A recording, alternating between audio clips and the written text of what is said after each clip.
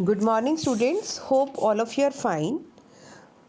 In this lecture also we will discuss topics from theme 9 and name of this theme is Kings and Chronicles. In previous lecture we discussed about the imperial household and the imperial officials. Right? The today topic is beyond the frontiers. That what was the relation of Mughals with the overseas frontiers. Writers of Chronicles list many high-sounding titles assumed by the Mughal emperors. Means we come to know about so many titles. बहुत सारे titles mention किए गए हैं and these included journal titles such as Shahenshah, the King of Kings, or specified titles assumed by individual kings upon ascending the throne such as Jahangir. Jahangir means world Caesar or Shah Jahan, the king of the world. The chroniclers often drew on these titles and their meanings to reiterate the claims of the Mughal emperors to uncontested territorial and political control. It means beta when they are just getting the title of Jahangir, like the king of the world or the world Caesar, right? It means indirectly they were showing their hold all over the world. Means even whatever territories were not under their empire, somehow they have shown their right on those territories also. Yet the same contemporary histories provide accounts of diplomatic relationship and conflicts with neighboring political power. It means Mughal power was not untouched by the diplomatic relation or the conflicts with the neighboring territories. And even these reflect some tension and political rivalry arising from competing regional interests. Like the very famous example is given of the Safavids and Kandhar. The political and diplomatic relations between the Mughal kings and the neighboring countries of Iran and Turan hinged on the control of the frontier defined by the Hindu Kush mountains that separated Afghanistan from the regions of Iran and Central Asia. It means till Afghanistan, the area was under Mughal control. And in Afghanistan, the Hindu Kush Parvat, Hindu Kush mountain range, it just separate the Central Asia, Iran from the region of Afghanistan. So this was the issue of conflict between Safavids and Mughal emperor. And even all conquerors who sought to make their way into the Indian subcontinent had to cross the Hindu Kush to have access to North India. It means if any ruler of Central Asia or beyond Afghanistan, if they are to enter into North India, they are to cross this Hindu Kush mountain range. A constant aim of Mughal policy was to ward off this potential danger by controlling strategic outposts, notably Kabul and Kandahar. It means Mughals का जो constant aim था, that policy was to just to control the potential danger. Means जो आने वाला danger था उसको control करना. By just controlling these posts, those were Kabul and Kandahar in Afghanistan. We can connect this topic with the at present time also. Like you know, in Ladakh also there are so many military posts just to control the potential danger. The same thing was at that time also. So they just fix up their post in the Kabul and Kandahar. Kandahar was a bone of contention between the Safavids and Mughals. It was continuously the issue of tension, or we can say जो विवाद होता है that is between the Safavids and Mughals. And the fortress town had initially this fortress, which was this fortress town? Kandahar. had initially been in the possession of Humayun, reconquered in 1595 by Akbar, while the Safavid court retained diplomatic relation with the Mughals. It continued to stake claims to Kandahar. It means earlier this Kandahar city, it was under Humayun, then they lost it, then again Akbar reconquered it in 1595. But continuously there was the conflict between the Safavid court and the Mughals regarding this Kandahar. In 1613, Jahangir sent a diplomatic envoy to the court of Shah Abbas to plead the Mughal case for retaining Kandahar, but the mission failed. In the winter of 1622, a Persian army besieged Kandahar. Persian beta, it was the older name of Iran. The ill-prepared Mughal garrison was defeated. Garrison होता है बेटा गढ़, means जो किसी का जो एक specific area होता है बहुत लंबे टाइम से, that is known as garrison. So now here Mughal garrison was defeated and they had to surrender the fortress and the city to the Safavids.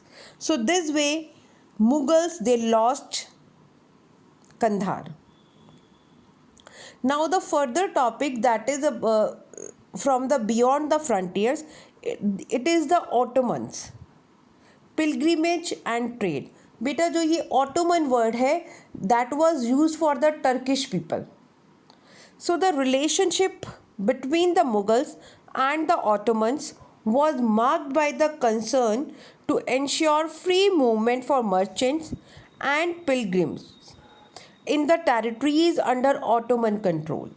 It means during the Mughal era, between Turks and Mughal Empire, there was free movement of merchants and pilgrims. This was especially true for Hijaz, that part of Ottoman Arabia where the important pilgrim centers of Makkah and Medina were located.